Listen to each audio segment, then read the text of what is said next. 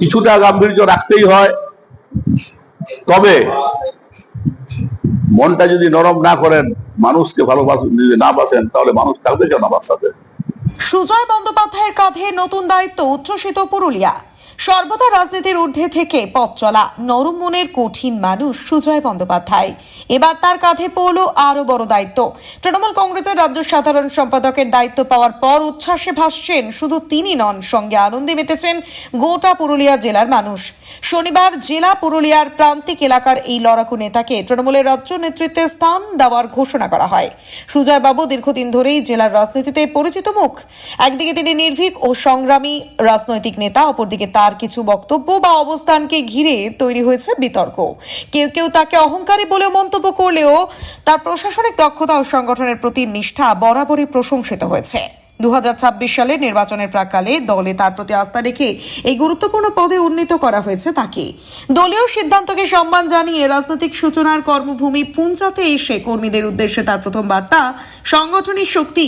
পুঞ্চাত তৃণমূল দলীয় কার্যালয়ে প্রবেশ করতেই সুজয় বাবুকে সংবর্ধনা দেন রাজনৈতিক লড়াইয়ের রাজ্য নেতার চিরসঙ্গী কৃষ্ণচন্দ্র মাহাতো এবং তার সহকর্মীরা। ফুলের মালা, পুষ্পস্তবক ও মিষ্টি মুখের মাধ্যমে এই সংবর্ধনা অনুষ্ঠান সম্পন্ন হয়। উপস্থিত ছিলেন জেলার বহু তৃণমূল কর্মী সমর্থক।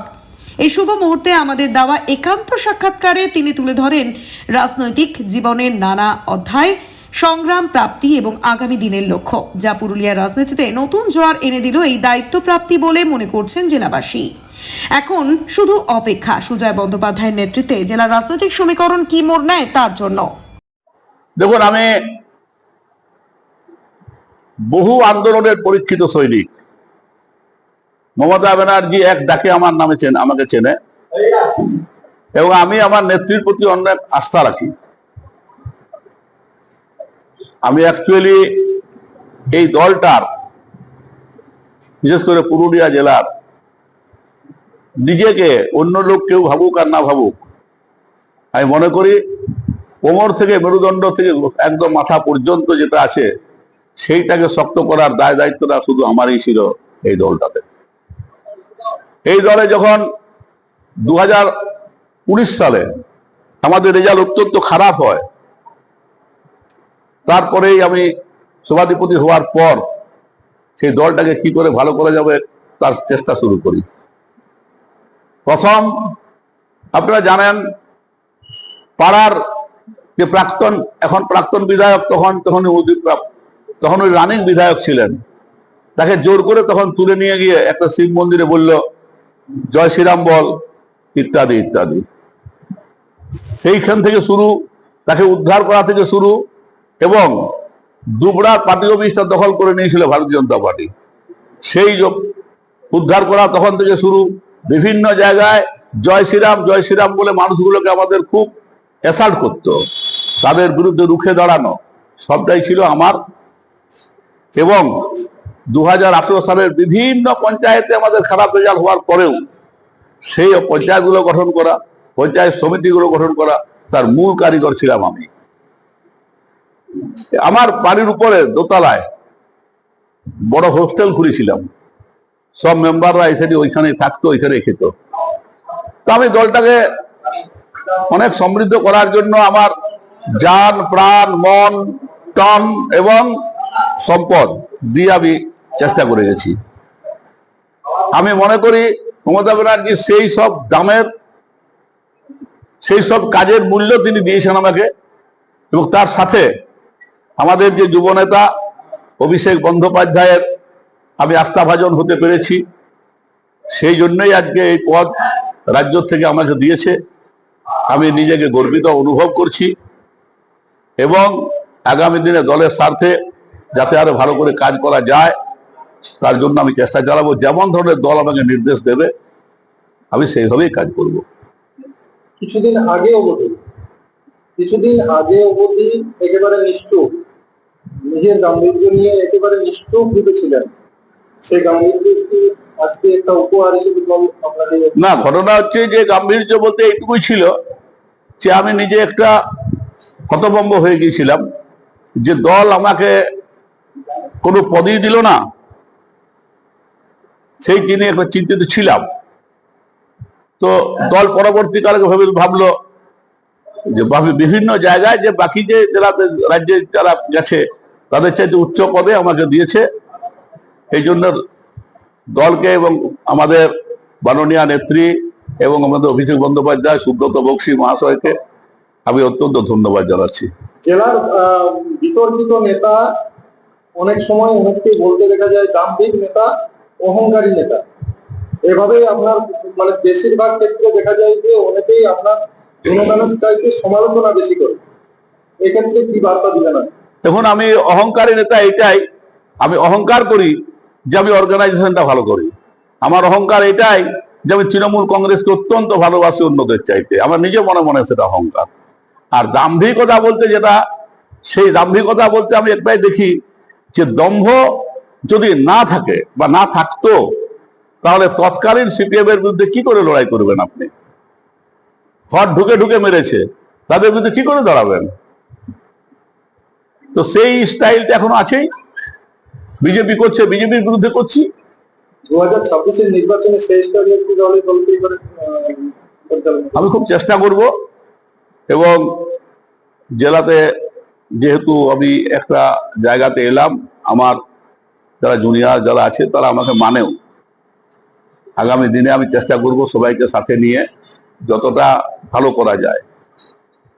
বিভিন্ন সময় দল করতে গিয়ে দল যখন শাসকের অবস্থানে ছিল না, শাসকের অবস্থানে দল যখন ছিল না, সেই মুহূর্তে যারা লড়াই করেছেন, আপনার সঙ্গ দিয়েছেন, তাদেরকে সাথে নিয়ে আজকে আপনি হয়তো এটা সেলিব্রেশনও বলা যায়, আজকে আপনি একটা রাজ্য নেতৃত্বে জায়গা পেয়েছেন। সেই সময় আপনার এই যে একটা দলীয় কংগ্রেসকে নিয়ে উচ্ছ্বাস দেখা যাচ্ছে, এই বিষয়টা দেখুন, আমি মাটির টানকে ভালোবাসি। মাটি আমার এটাই পুঞ্চা ব্লক।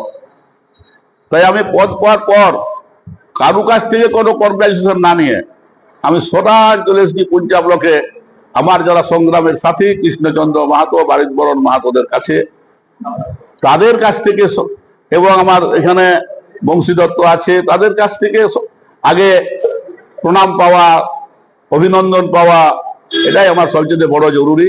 তার কারণ এই মাটি আমাকে আজকে রাজ্য স্তরে পৌঁছেছে, তার জন্য সেই মাটিকে প্রণাম করতে প্রথম এসেছিলাম আমি।